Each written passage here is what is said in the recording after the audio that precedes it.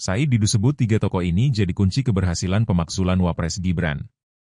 Ex-Sekretaris Kementerian BUMN, Muhammad Said Didu kembali memanaskan pembahasan terkait pemakzulan Wakil Presiden, Wapres, Gibran Rakabuming Raka. Kali ini lewat salah satu unggahan di media sosial X pribadinya, Said Didu memberi sindiran ke para politisi terkait pembahasan ini. Menurutnya, saat ini terjadi pelecehan dalam parlemen ketika pembahasan pemakzulan ini. Apalagi para politisi dianggap acuh untuk suara rakyat terkait hal ini.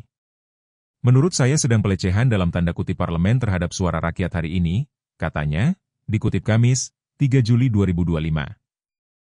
Para jenderal untuk memakzulkan Gibran cuma dijadikan gendang poco-poco, tambahnya. Said Didu bahkan menyebut saat ini Wapres Gibran memang sudah layak untuk dimakzulkan. Said Didu pun dengan tegas mengatakan ada tiga tokoh yang bisa membuat isu ini bergerak. Yang pertama tentunya ada Presiden Prabowo Subianto, kemudian dua mantan presiden yaitu Megawati Soekarno Putri serta Susilo Bambang Yudhoyono. Jika ketiga orang ini disebutnya bergerak maka isu pemakzulan ini diyakininya ini akan berjalan. Prabowo, Megawati, Susilo Bambang Yudhoyono. Jika tiga orang ini tahu negaranya terancam maka pemakzulan ini berjalan, terangnya.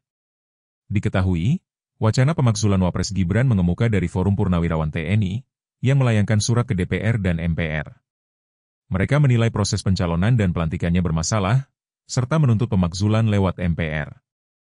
Download Tribun X sekarang, menghadirkan lokal menjadi Indonesia.